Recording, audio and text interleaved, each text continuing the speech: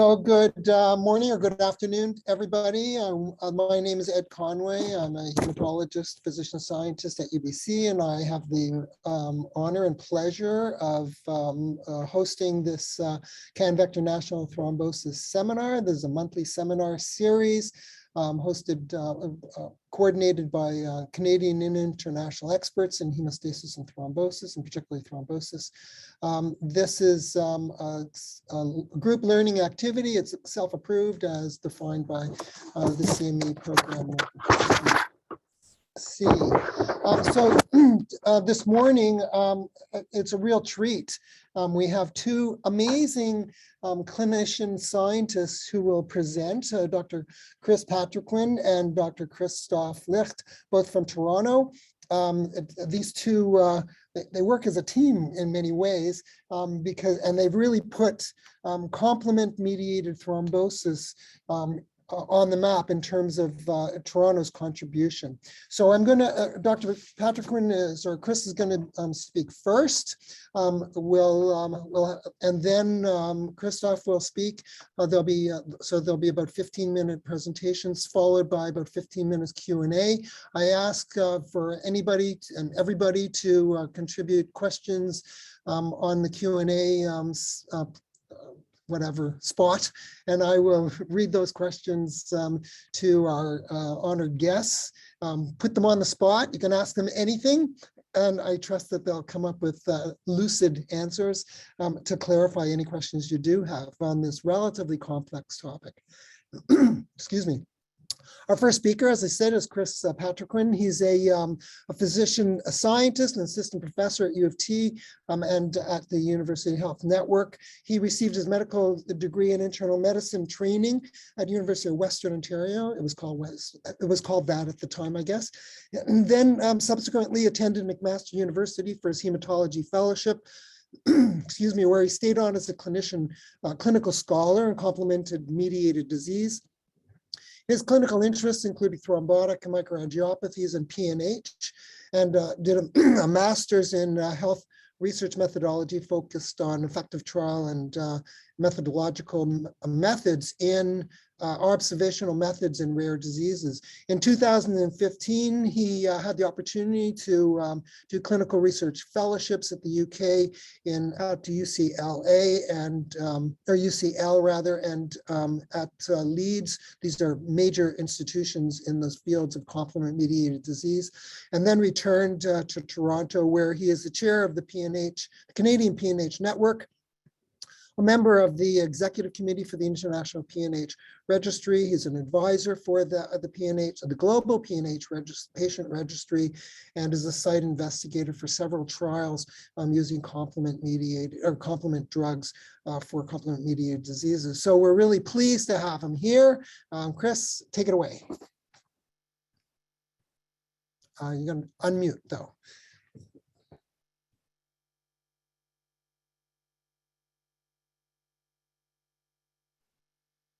Caleb, can we unmute Chris?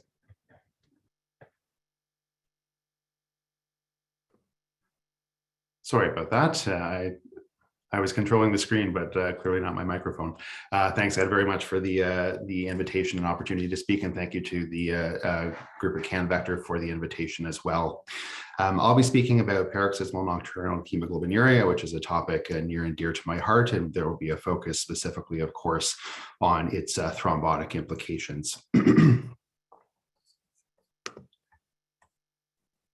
Just before going forward, my disclosures are listed here, and as Ed mentioned, I'm a site investigator for several clinical trials of new complement therapeutics and have participated in advisory capacities for several companies to that end as well. I'd like to start today with giving a pathophysiologic overview of PNH and explain how we would diagnose it. We'll discuss the standard of care management of PNH. We'll then look at the risk of thrombosis in PNH and its treatment, and time permitting, explore novel therapies and their implications. So of course, you can't have a talk about PNH without seeing this or a similar cartoon. This is the complement system, and I'll walk you through that as a reminder or as an introduction perhaps to some of you. And the complement system has three main pathways of activation: the classical, lectin, and alternative pathways. The classical and lectin pathways are similar in that their activation is triggered by a specific exposure, such as an immune complex or IgM deposition, particularly for the classical pathway, or exposure to a microbial surface for the lectin pathway. And both of these share the process of activating and cleaving C4 and C2, the larger components of which then bind to form a heterodimeric C3 convertase. And as the name implies, the C3 convertases cleave C3, which is the first molecule common to all three pathways, as you can see here. And it's cleaved to C3a, which is a very potent anaphylatoxin immune inflammatory molecule. And C3b, which has multiple roles, including opsonization, targeting cells, be they foreign or atypical host cells for destruction. C3b can drive its own amplification, particularly through the alternative pathway processes. And in high local concentrations as well, C3b can bind to its own convertase and form what's called the C5 convertase. And C5 is the first step in the terminal complement pathway, and it too is cleaved to C5a, which is an even more potent anaphylatoxin, and C5b, which it deposits itself on the cell and then links with 6, 7, 8, and 9 to form the membrane attack complex, shown here. And there are also a couple of electron micrographs for your reference. And you can see here essentially a protein spigot is stuck into the side of the membrane. This is a viral particle, but the same thing could happen to an erythrocyte, leading to immediate intravascular hemolysis. For cells with more robust repair mechanisms, this may not happen, but with significant peppering of membrane attack complexes, eventually you can see osmotic dysregulation, impaired cell signaling, and eventual death. But even at sublytic levels in cells such as our leukocytes as well as platelets, there may not be destruction. However, this can be exceptionally activating and cause the thrombophilic picture we see in PNH. The alternative pathway, just for reference, is a bit different, and it's alternative because unlike the classical and lectin pathways, there is not a clear trigger to the same degree. There's always a little bit of complement ready to spring into action, if you will, a concept called C3 tickover. And C3b or C3H2O, a C3b-like molecule, can bind to factor B and form another convertase on the alternative side, and the pathway can then progress, as I've shown you already. And because this is a always-on constitutively active type of pathway, of course, we want it to be regulated to particularly protect the host cell. And these purple ellipses show you multiple complement regulators, most of them concentrated in the proximal arm, as you can see. And I'll draw your attention to two that are particularly important in PNH because they're absent. First is decay accelerating factor, or CD55. This, as the name implies, accelerates the decay of the convertases, both C3 and C5 convertases, downgrading their ability to drive further complement activity. And CD59 right here at the bottom, as you can see, is a bit of a standalone in that it's the only one inhibiting formation of the membrane attack complex. If it's functioning as it should be, particularly on healthy host surfaces, there should not be membrane attack complex deposition. However, particularly with the absence of both of these regulators in PNH, this can lead to intravascular hemolysis and downstream effects. There are other complement regulators which will be quite pertinent to Dr. Licht's talk as well, such as complement factor H, which has multiple roles. It's the most predominant circulating complement regulator. And there are cell-bound regulators that can interact with factor I to decrease activity of some molecules as well. I know thrombomodulin is a near and dear topic to Dr. Conway's heart, and there are multiple roles that thrombomodulin can play in regulating complement as well. And this is one of the first signals to show us that there is already interplay between complement and coagulation. Thrombomodulin can serve as a cofactor with factor I, but by upregulating TAFI, TAFI can then downgrade the activity of our anaphylatoxins. So let's talk about PNH. It's an acquired non-malignant clonal abnormality of hematopoietic stem cells. It's ultra rare, around 2 per million annually incidence and 15 per million population prevalence. And it's caused by a mutation in the PIG-A gene on the X chromosome. There are multiple different types of mutations that can lead to this. And in fact, some patients have more than one mutation.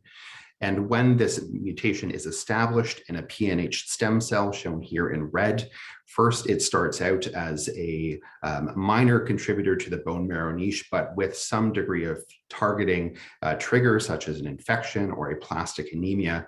These PNH stem cells can expand, and their phenotype is then progressed, taking over the standard hematopoietic cells to varying degrees across red cells, white cells, and platelets. And this mutation, again, in PIG-A, this is the first step in formation of these GPI anchors expressed on the surface of cells, and they bind multiple different proteins, but two of them are CD55 and 59. And in PNH, we are missing these regulators as well as other molecules that would be expressed by the anchor proteins. The classical triad of PNH is hemolysis, thrombosis, and marrow failure. However, seeing that full triad, thankfully, is not overly common. Much more commonly, patients will present over a long period of time with otherwise unexplained fatigue, chest pain and shortness of breath, abdominal pain, dysphagia, renal failure, certainly impaired quality of life related to these, and smooth muscle dystonic symptoms can also occur, such as pulmonary hypertension and erectile dysfunction in males. And many of these are related to the downstream effects of intravascular hemolysis. Of course, with intravascular hemolysis, there is release of free hemoglobin and subsequently cell-free heme. There is significant nitric oxide scavenging with reduction and downstream effects that can have a direct impact both on patient survival and their morbidity. And thrombosis, of course, we'll focus on, but many of these are very common. And to give you a Canadian snapshot, in January of 2018, these data are, essentially these data are up to January 2018, showing you the Canadian PNH registry. And patients on eculizumab, I'll draw your attention to, because this points to those patients who had active disease sufficient enough to require targeted therapy. And you can see the disease burden they bring with them. Almost 90% are transfusion dependent at baseline. Over 20% have a history of thrombosis, mostly venous, but also arterial events. And many symptoms are quite common: belly pain in almost 2/3 of patients, difficulty breathing in 60%, dark urine, hemoglobinuria in 3/4 of patients, and fatigue, you can see, is near universal at almost 98%.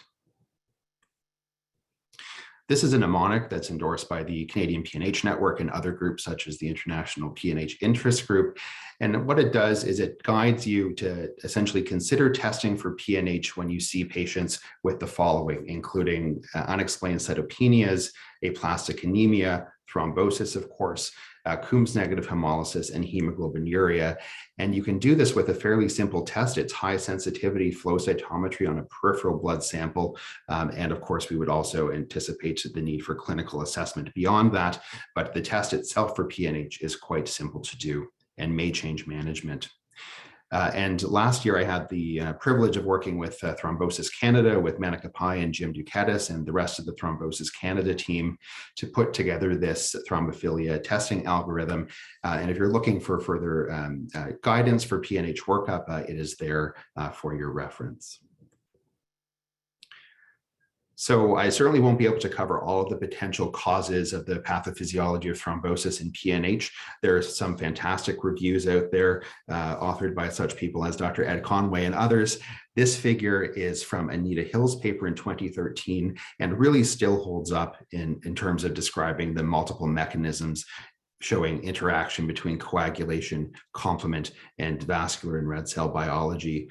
But what it really highlights and what PNH highlights is the commonalities and also the interactions between complement and coagulation.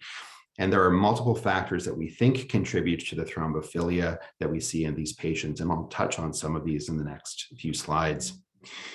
First of all, clone size. So looking at the PNH clone itself, we've long thought and had evidence really that the greater size clone, the higher incident of thrombosis. And this was shown first by Claire Hall in 2003 in the Leeds group.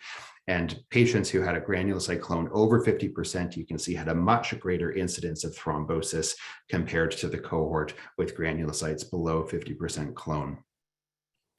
The South Korean registry published this paper in 2013, and interestingly, they did not find the same relationship between clones and thrombotic risk. But what I think this really highlighted for everybody was that even in clones below 20%, there is still a relative increased risk of thrombosis in these patients, highlighting the point that we need to pay attention to these patients as well, not just those with very large clones. And then in 2014, the summary of our international PNH registry looked again at this relationship, and there was again clear association between clone size over 50% particularly and thrombotic risk. And a similar risk was shown in patients who had persistent elevated LDH over 1.5 times the upper limit of normal, pointing to uncontrolled or poorly controlled intravascular hemolysis. The red cells and white cells are usually what we talk about in PNH because these are the ones that we can test with flow cytometry, but it's always important to remember that the platelets themselves are also GPI negative and at increased risk of complement activation and damage. And work back in 1993 showed that there was a clear difference between normal platelets and platelets from PNH patients in terms of formation of procoagulant microparticles, as well as thrombin generation when these platelets were exposed to membrane attack complex proteins. And looking at intravascular hemolysis, there are multiple downstream effects of this, many driven by plasma-free hemoglobin itself that can contribute to thrombosis. Again, nitric oxide depletion with associated platelet activation and endothelial proliferation. Adams TS13 activity can be inhibited. There's also increased tissue factor expression, reactive oxygen species formation, and the list would go on. And we are quite confident with the relationship between plasma-free hemoglobin and nitric oxide consumption, as you can see here, and similarly, though not as tightly correlated, with elevated LDH. Dr. Conway will recognize this slide, and this is an excellent paper from 2012 that showed that thrombin can intensify what you may have heard of as the MAC attack. And what his lab found was that in the presence of thrombin, C5 was cleaved at a different site that formed C5bt or C5b thrombin. And the membrane attack complex based upon these molecules was even more lytic than the standard membrane attack complex. Now, we needed to have a C5 convertase in most cases also in the mix here, but what it really shows and emphasizes is that in a situation where complement and coagulation are upregulated together, there can be significant, essentially positive feedback and further thrombophilia risk. This quote in red is perhaps a bit provocative, and maybe you've seen it before, quoted by Lucio Luzzatto, who said that we can safely say that PNH is the most vicious acquired thrombophilic state known in medicine, and perhaps there are other contenders, but certainly PNH is in the running. PNH patients, about 30 to 45% of them will develop thrombosis at some point in their life. And there is certainly an increased risk of involvement at atypical sites, but it's always important to recognize that typical site thrombosis can also occur. And if there is any reason that atypical site thrombosis is otherwise behaving or presenting atypically, it may not be wrong to test for PNH again, as it could change management significantly. Now, visceral and CNS thromboses, by nature of being quite severe and also atypical, can precede and often serve as a heralding event leading to PNH diagnosis. And unfortunately, thrombosis is still a leading cause of mortality in patients, particularly if they are untreated or undertreated. And I certainly don't have to tell this group that the first thrombosis can certainly be fatal, but we also know that there's an increased risk of ongoing thrombotic burden 5 to 10 times following that first thrombotic event out to almost a decade or perhaps beyond. The relative risk of venous thromboembolic disease has been calculated to be 62, which for reference is essentially 8-fold or 8 times higher than protein C, protein S, and antithrombin deficiencies. And so even though we are dealing with far fewer patients, overall, that relative risk is exceptionally high in these patients. And we are also quite concerned that chronic subclinical thrombosis may go unnoticed and could lead over time to organ dysfunction. And one of the papers that supports this concern is from Anita Hill in 2012. They looked at 10 patients with large clone hemolytic PNH, and they assessed them with MRI techniques looking for previous evidence of pulmonary emboli or scarring of the pulmonary vasculature. And they found this present in 6 out of the 10 patients, 3 of whom were actually on primary warfarin prophylaxis. So none of these patients were actually ever thought to have had a history of thrombosis, yet 60% had evidence of this potential. And this is one gentleman, you can see the MRI findings, some scarring related to previous PE, and he was otherwise quite fit and healthy. 2 of the 10 patients also had evidence of myocardial scarring, and overall, there was a reduced right ventricular ejection fraction in this cohort. And I should point out that none of these patients were actually on eculizumab. The distribution of thrombosis, as I mentioned, is perhaps different in a PNH population, though again, you can still see that 1/3 of patients may have DVT and pulmonary emboli. The mesenteric and visceral thrombus is certainly increased. Thankfully, dermal vein thrombosis is uncommon, but can present even looking like purpura fulminans, which is certainly concerning in a patient who may be on terminal complement blockade, and even warfarin-induced skin necrosis can look very similar. We're most concerned, of course, about sinus thromboses and cerebral venous occlusion, as at least historically 1/3 of these patients, the thrombus was fatal. Again, 1/3 or almost 1/3 of patients will have arterial involvement. About half of these are usually cerebrovascular in nature, and the other half split between mesenteric involvement and myocardial disease. Just by nature of having an elevated LDH, the risk of venous thromboembolic disease specifically is elevated. And this is based on an analysis from the South Korean registry showing an odds ratio of 7 for thrombosis with just having LDH elevated. And if we look at abdominal pain, chest pain, dyspnea, or hemoglobinuria, all quite common, as I've shown you, combined with that elevated LDH, you can see the odds ratio of thrombosis goes up almost to 20 in some cases. And again, these patients were not on eculizumab. And perhaps not surprisingly, there was a direct relationship with survival. PNH patients with a history of thrombosis not treated with eculizumab had a standard mortality ratio of almost 14 compared to the reference of the population and age gender matched controls. So let's focus on treatment of PNH. Supportive care is required by patients to varying degrees and may include transfusions and hematinic support. Allotransplant is reserved only for patients with predominant bone marrow failure because of the associated mortality and morbidity that comes with transplant. When it comes to thrombosis for therapeutic anticoagulation, there's really not much of a difference than what you would do outside of the context of PNH in terms of starting anticoagulation. There is some debate still in variable practice about duration of therapy, whether we can stop anticoagulation at any point, and what drugs we should choose, but in general, not much different. Primary prophylaxis, there is some debate here, but I will still recommend this, particularly if I have a patient with active PNH who is unable to be started on a complement inhibitor, and that's usually because we're restricted based on provincial funding criteria. However, terminal C5 complement blockade with eculizumab really changed the face of management of PNH, and it's been available to us in Canada since 2009 for this indication. And eculizumab, if you're not familiar with this, it's an IV infusion that's given every week for the first 5 weeks. At week 5 and then fortnightly thereafter, it's a higher dose. And because we need our terminal complement to protect us from meningococcal and other encapsulated bacteria, it's very important that patients be vaccinated against meningococcus, and many patients will also choose to stay on anti-meningococcal antibiotics long-term.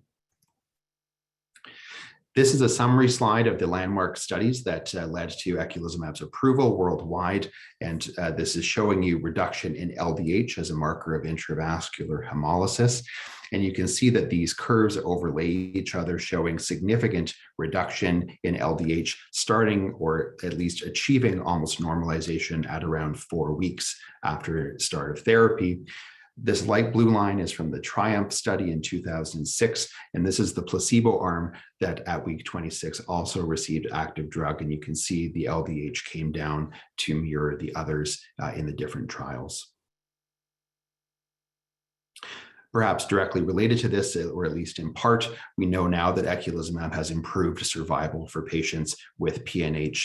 And to orient you, on the left is a figure from the natural history paper from Pete Hillman in 1995, again from Leeds, showing you that despite best supportive care, the 5-year mortality for this cohort was 35%. And this is in a cohort whose median age of diagnosis is 40. On the right, you can see the overlying curves here between age and gender matched controls and eculizumab treated population, with a drop off of around 10 years. And this is almost entirely related to progression of bone marrow failure, which terminal complement blockade, and in fact, no real complement inhibitor will be able to address to any significant degree. And again, I think a large part of this overall survival can be attributed to control of intravascular hemolysis and the associated thrombotic risk from there. This was a post hoc analysis of the TRIUMPH, SHEPHERD, and the extension study. And what they found here, comparing thrombotic event rates per 100 patient years before and after eculizumab trials, there was an 85% relative risk reduction in that cohort, and the relative risk reduction was even higher in patients who came into the trials on anti-thrombotic therapy. So very briefly, I will just introduce you to these novel therapies. You may have seen ravulizumab in the news. It's Health Canada approved. You can think of it essentially as a second generation eculizumab. For that reason, we would anticipate that it would have a similar mechanism of action, but the trials had so few thrombotic events that we can't make a direct comparison yet. Pegcetacoplan is the first proximal complement inhibitor for PNH, and this was recently published this year. This was the SWITCH study, and the naive trial is going to be presented at ASH this year as an oral presentation. And what will be interesting to see is the differential potential effect of proximal inhibition compared to terminal. But again, these data need to mature significantly before we can draw any conclusions. And just to show you very briefly, there are multiple other regulators or complement molecules that are being tested right now at different sites. So in the next 5 to 10 years, I think we will have a very different view of how to treat PNH and know more, hopefully, about the direct relationship between complement inhibition and thrombosis. So I hope I have shown you that PNH is rare, but can present with a number of common presentations. You have to maintain a very high index of suspicion. Uncontrolled terminal complement is driving this pathophysiology, with thrombosis being a major concern and, of course, still a cause of death in untreated patients. Anticoagulation alone is certainly not enough in these patients, but we know that terminal complement blockade is able to protect patients from further thrombosis, and the protective effects of novel inhibitors remains to be seen, and we watch these data with great interest. And with that, I'm happy to end and look forward to the question and answer period later on. Thank you so much. Chris, thanks so much for that. Please send in your questions to the Q&A, and we'll get back to Chris rather at the end, as well as Christoph. So Christoph, great to see you. I'm glad you got out of clinic, at least for a little bit. It's my pleasure to introduce Dr. Christoph Licht, who's a professor of pediatrics at U of T in the Division of Nephrology and at Sick Kids, senior scientist at the Sick Kids Research Institute. Christoph is an international expert in complement-mediated kidney diseases. He completed his medical training in Europe in Freiburg and then Heidelberg and then Cologne. And then later on came to the States where he worked at the University of Texas in Dallas and then back to Cologne, but then ultimately landed in Toronto, and we're very, very fortunate that he did.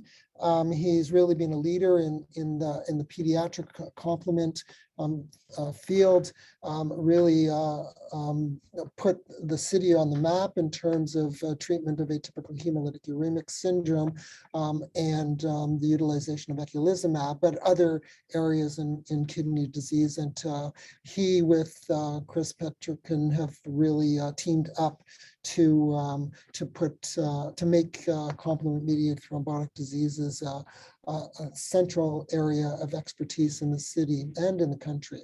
So Christoph, I hand it over to you to give us your presentation. Thank you so much, Ed, for this kind introduction, and welcome, and thank you to CanVector for the opportunity to presenting to at this meeting and to this group.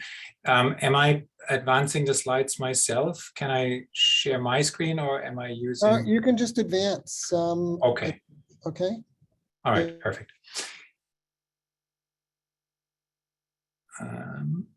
Let's see. Okay, here are my disclosures and the learning objectives. So you have heard from Chris about one form of complement dysregulation in a very specific focused way on the surface of red blood cells leading to PNH and the thrombotic complications thereof. And my task is now to talk to you about the endothelial cell-based complement dysregulation and the phenotype that arises from there, which is the thrombotic microangiopathy. So my learning objectives are to hopefully help you to understand the pathogenesis of this condition and put the idea of the concept or the concept of the TMA spectrum out there. And then, of course, close the circle to the clinical implications in terms of how to diagnose, how to manage, and for how long to manage these patients with what treatment.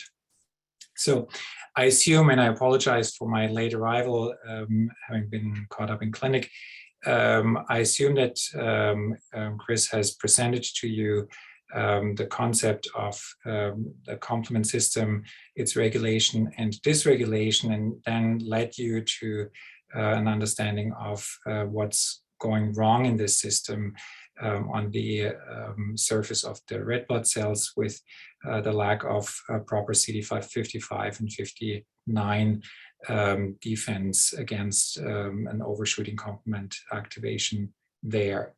I want to just show you this one slide, since one of the reasons that I'm attracted to this field is that this one system can go wrong in so many ways. And the spectrum of diagnosis, I think we're still underappreciating, is growing basically from review to review article. And it really spans head to toe, various organ systems. It can go wrong, complement control can go wrong in a local or a systemic fashion. It can go wrong in an acute or chronic way, and it can be dysregulated. Complement can be dysregulated in various forms, either by overshooting triggers or improper regulation, and a few other conditions in between. I think this is one take home, that you are hearing today, two examples of complement dysregulation: surface of red cells for PNH, surface of endothelial cells for TMA, but there is many more ways of this system being properly or not properly regulated and leading to to disease consequences. With that, I'm turning to thrombotic microangiopathy and provide you with the basic definition. It's a disease that is histologically defined by lesions in the arterioles and small capillaries. And a pathologist would find thickening and inflammation of the vascular wall, detachment of the endothelial cells, some accumulation of protein and cellular debris, and then, of course, the subsequent thrombi to form occluding the vascular bed. And the nephrologist or nephropathologist would look at the kidneys and look here at a glomerulus, so a kidney filter being obstructed with microthrombi. The clinician would find a patient with low platelet count and evidence of intravascular hemolysis, presence of cystocytes, and evidence of red cell,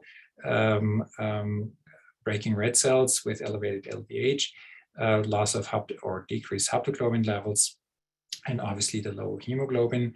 And then also important to appreciate, this is not only a disease that is of interest to a nephrologist, but really has multi-organ involvement potential. Again, in principle, affecting all vascular beds, and predominant manifestations can be found besides the kidneys in the brain, in the GI tract, and in the lungs.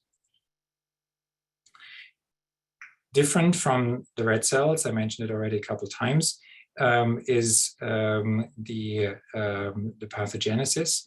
Though dysregulated complement, here it is dysregulation of complement on the endothelial cells. Here a cartoon of a vascular bed of a capillary. And what you can see here is the complement cascade resulting in an overshooting deposition of C5b9 like membrane attack complexes on the endothelial cells, leading to their injury and the subsequent consequences of activation of the coagulation cascade, clot formation, and the consequences of the impaired perfusion of the dependent vascular bed.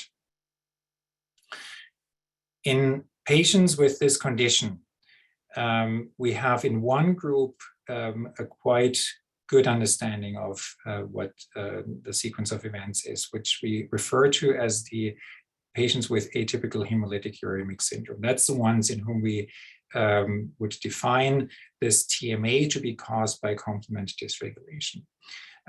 What you see here on this table, and there's multiple versions of that in the literature, is genes that we have identified, and you find them in roughly 2/3 of the patients with this diagnosis.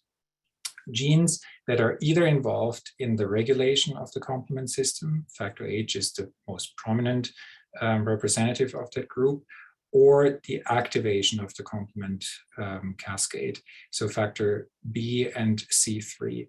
So propelling or inhibiting factors contributing to the balance of the complement activation at the right side or at the right time versus not.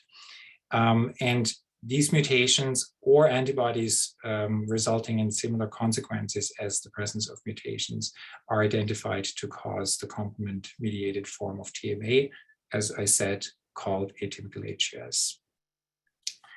But as I've shown you already, the histopathologist would have a hard time to tell you what is the driver of the TMA. The clinician would in the first place see just a signature defined by certain lab findings. And only in-depth complement analysis would, in the end of the day, confirm the diagnosis based on one of those defects that I've just shown you on the previous slide. And what we have, to make things even more complicated, learned over the past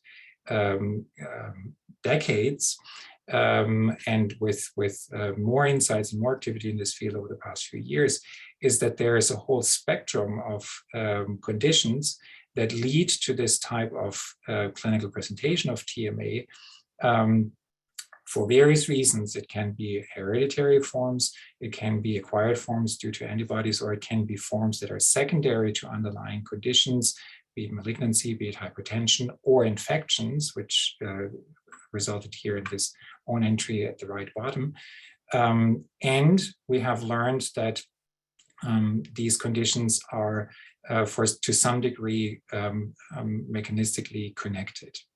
And that has resulted in the appreciation of what we refer to today as the spectrum of TMA. And it was a landmark paper from Spain in 2015 that for the first time, as a review actually, visualized in this Venn diagram that these conditions that I've just shown you on the previous slide are overlapping and in fact sharing to some degree, as I said, underlying mechanisms, and are not existing in separation or defined from each other. This is very different. It's easy to say today, but it's very different from what we would have said 1 or 2 decades ago, where it was a very clearly defined world where TTP would never have overlapped with the group of secondary TMAs, or the secondary TMAs overlapped with atypical HUS, and so on. And to really round it up, I think this cartoon from a recent editorial is kind of summarizing what our understanding of this spectrum of TMA from a mechanistic point of view really is, in particularly giving complement its spot in this spectrum, where you see in yellow the group of the primary atypical HUSs, where a genetic or autoimmune cause really leads in a primary form to a dysregulation of the complement cascade, or this long list of secondary forms of TMAs where any condition that is listed here leads in its own right to an insult to the vascular endothelium, and in a secondary fashion, as a secondary hit phenomenon, recruits complement for a local and temporary transient dysregulation, and with that a mechanism of enhancement of injury. So you have the primary versus the secondary, but with the rationale for complement contribution to both of those types of TMA. And to kind of bring it to full circle, this concept of a combined situation of underlying defect and different conditions adding up in terms of insult to the endothelium. This is very much in keeping with our concept of the manifestation of these diseases, where we appreciate that many of those patients, if not all are appreciated, but in theory you could make an argument in favor of all of them, are preceded by a triggering event. In most cases where we identify it clinically, it's infections. And those triggering events combine with either non-existing or a mild or a severe form of an existing underlying defect. Susceptibility factor, if you want, could be a mutation, could be an antibody, to combine to an activation or dysregulation of the complement system to, in the cases where it happens, exceed the threshold of clinical manifestation where the disease then becomes apparent. Now, how do we deal with these insights in terms of clinical management? That includes, of course, the establishing of the diagnosis of these patients in the first place. There is, again, various forms of this type of cartoon. It looks in the first place overwhelming, but in the second, when I walk you through, it hopefully makes easy sense to you. A clinician will find a patient with the clinical signature of hemolysis, thrombocytopenia, and some markers of elevated LDH, low haptoglobin, and will not know what the underlying cause is. The sequence of meaningful approach to establishing the diagnosis is to go basically by likelihood of what underlying causes could be. In the adult world, this is slightly different from what in pediatrics would be considered. I will come to that in a moment again, but you would definitely rule out patients who might suffer from a TTPS diagnosis, or a defect in the ADAMTS13 activity or protein, which can be determined and would be defined by a level of less than 10%, as you can see here, or patients who suffer from a Shiga toxin, so an E. coli produced toxin-driven TMA form. Those diseases are quite well established and define their own entity, and obviously would in one case be treated, would be specifically treated, which we can discuss in the end. If those are excluded, this entire list of secondary TMAs, that's basically representing the box of the secondary TMAs that I've shown you on the previous slide, will have to be considered and ruled in or ruled out. If one of those applies, then the respective specific treatment, be it supportive or be it specific to the condition, would apply. And only in cases in which TTP, Shiga toxin HES, or those secondary forms of TMA are excluded, we by definition then land in the box of the patients with the primary atypical HESs, where then subsequently defects in either complement genes or antibodies against complement proteins would be tested for and could possibly then be identified. This is probably the best and most recent summary of the application of a meaningful set of tests for the patients in whom you want to confirm a contribution of the complement system. It's from a review article published just earlier this year by a French group. And you see here that the tools that we have at hand includes the biochemical testing of the complement system being activated or not activated, the testing for complement dysregulating antibodies, and again, a marker with C5b9 that would be indicative for an overly active complement cascade to its final step, the formation of the membrane attack complex. All of them would be indicated in patients in whom we suspect a primary atypical HES. Complement genetic testing obviously would be relevant for these suspected primary cases as well. And then there is a list of diagnoses in which there is some debate whether or not you might find cases, rare cases, with a mutation being an underlying susceptibility or aggravating factor. Shiga toxin HES is one of them.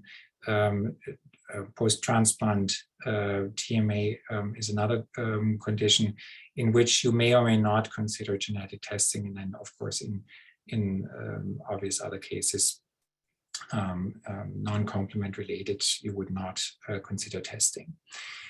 Despite these tests and despite the systematic approach, there will be still patients in whom the diagnosis will remain vague and unclear. And for those patients, we have, at least in some laboratory context and on a research level, some functional assays now available that allow to test patient serum on endothelial cells. And as you can see here in the IF representation on the left side, C3 and C5b9 deposition on those endothelial cells in green can be quantified and correlates with disease activity, as you can see here on the right side, then in the white open bar, the control level and the acute active patient with the tall bar, and this is representing C3. C5p9 would give you basically the same, would basically be the same signal. And in remission, these patients would show clear recovery of this signal towards control level.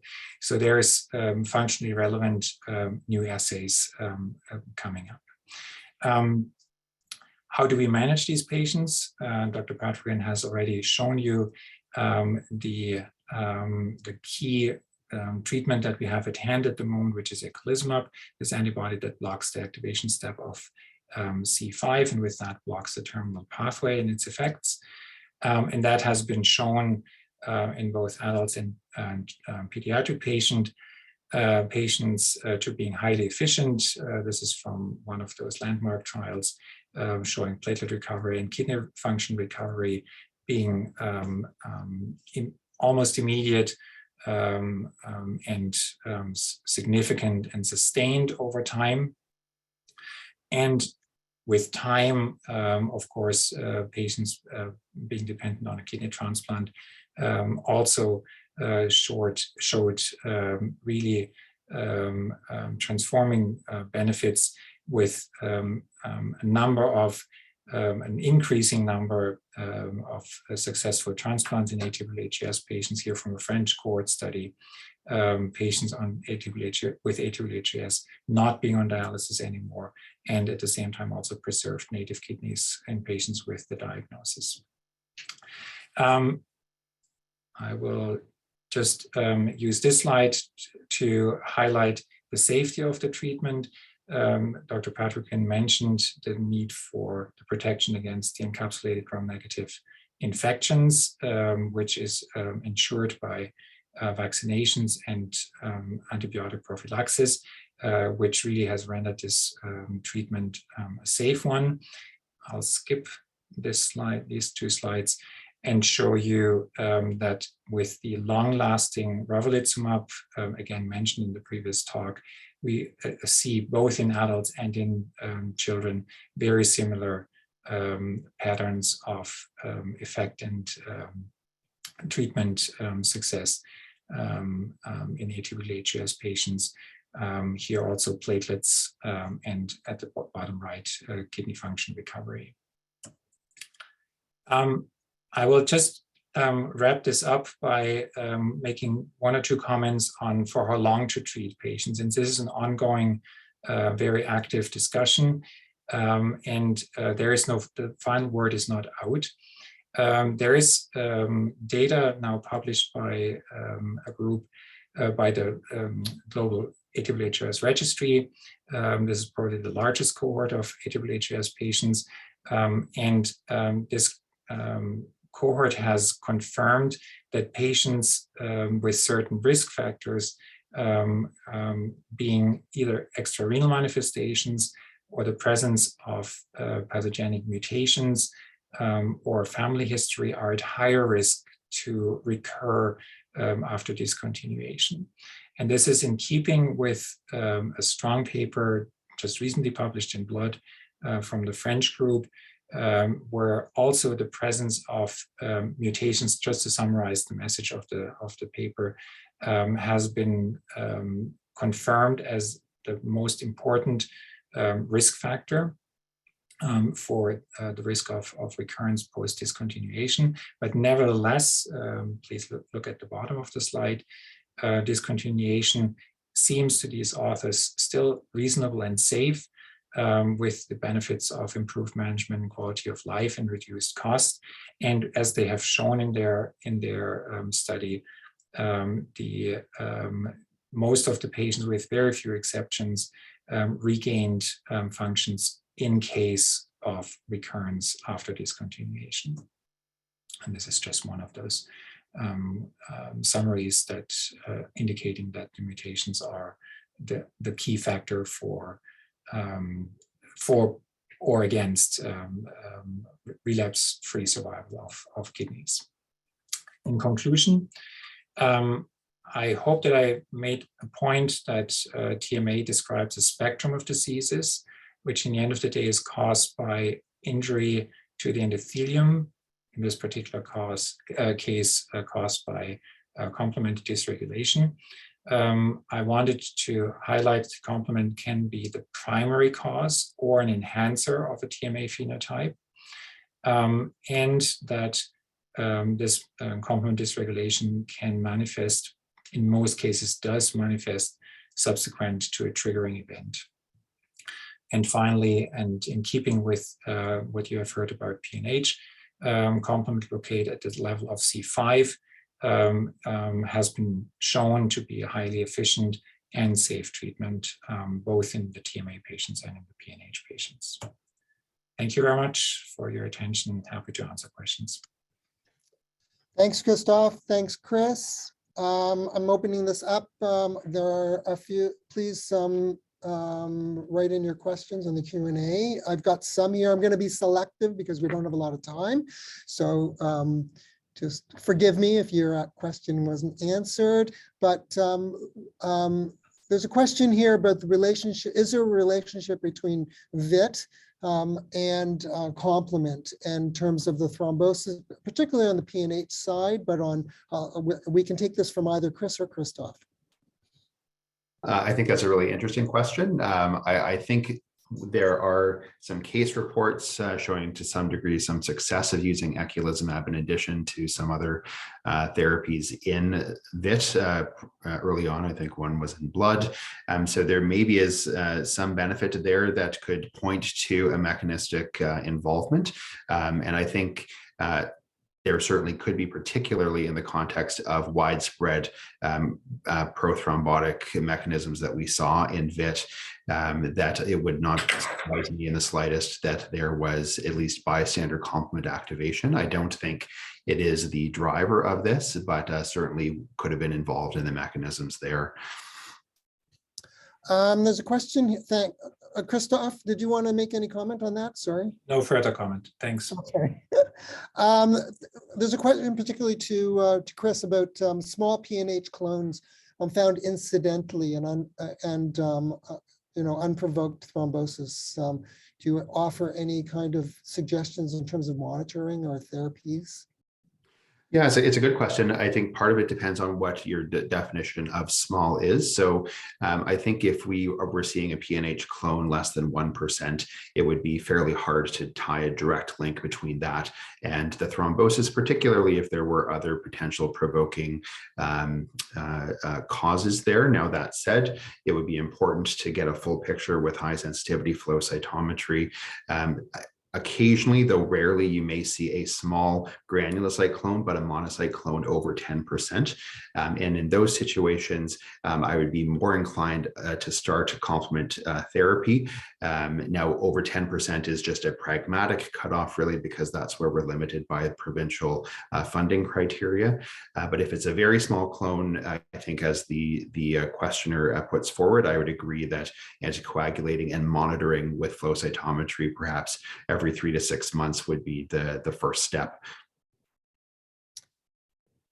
Christoph, this is to you. Is there evidence that C5 blockade helps secondary HOS, or is primarily to you, I guess? Yeah, so there is, but it's also, as I said, there's a heavy debate about that. The most prominent example is probably post hematopoietic stem cell transplantation TMA.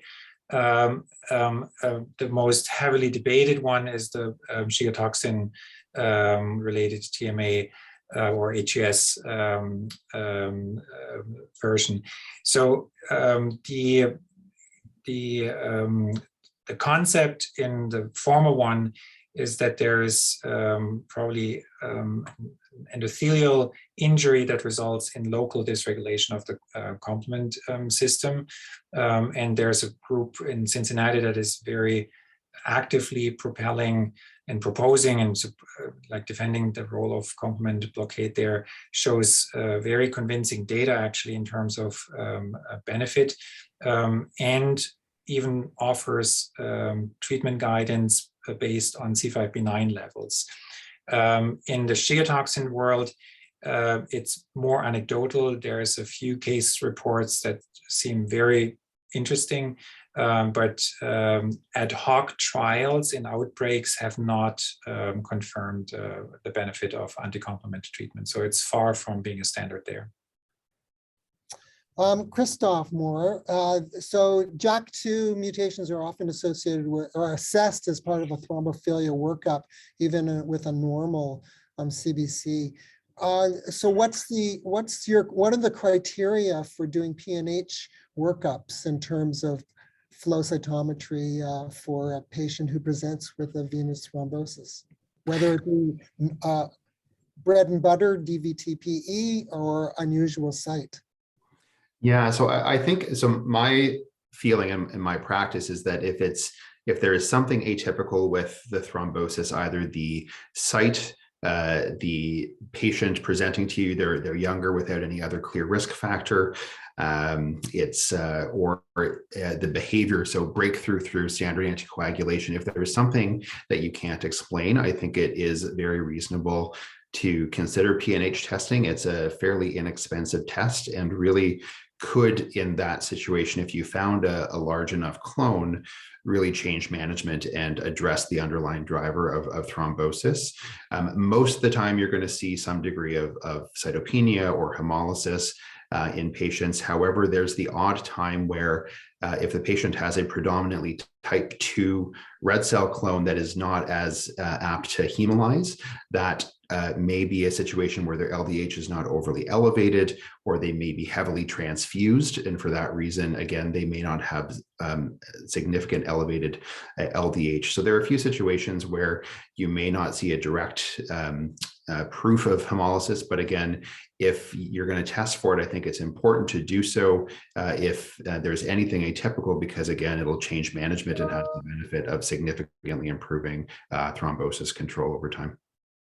But on following on that, are there data to say that a PNH clone must be associated with some degree of anemia, for example? I mean, have people surveyed large groups of patients who have venous thrombosis who have no incident cause, pregnancy, injury, whatever, for PNH? Large surveys, I'm not aware of any, Ed, and I think that's one of the, there's a proposal to look at the international registry for data such as that right now. Certainly anecdotally, from an anemia perspective specifically, I have several patients who just have a robust enough marrow response that they have widespread, clear brisk hemolysis, but it's their bone marrow compensation is still not outpaced by the hemolysis. So they can still have a hemoglobin of 120, but their LDH is 2000, and they have and they have a granulocyclone of 99%.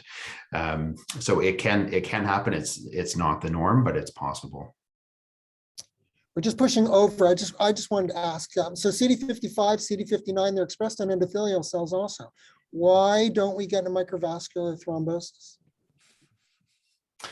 Good question. So for PNH specifically, in that situation, the mutation is just hematopoietic cells.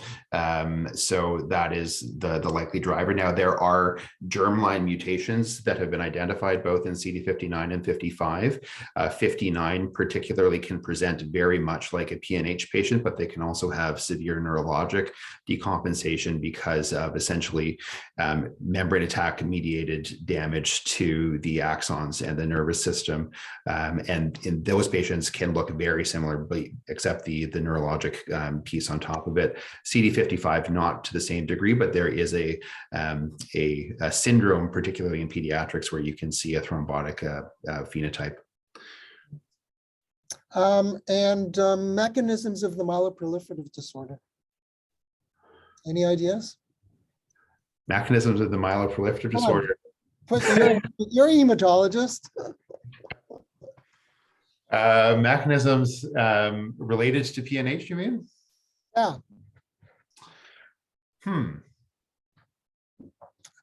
I'll let you work on that one. Yeah, please do. That'll be the next talk. Are there any other Q&A? Because we're already over time. I'm sure we could have hours and hours of discussion on this. Anybody?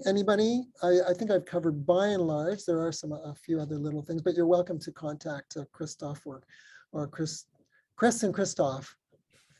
All right. Okay. Well, in that case, I want to thank everybody for coming. First, I don't want to forget to thank Caleb and Jessica for coordinating this and doing all the back behind the scenes work and making sure this is pulled together. Certainly the speakers, thank you very much. It was fantastic to have you together. It's always great to have you together. The next seminar, I understand, is on January the 10th. So please stay tuned and watch for it.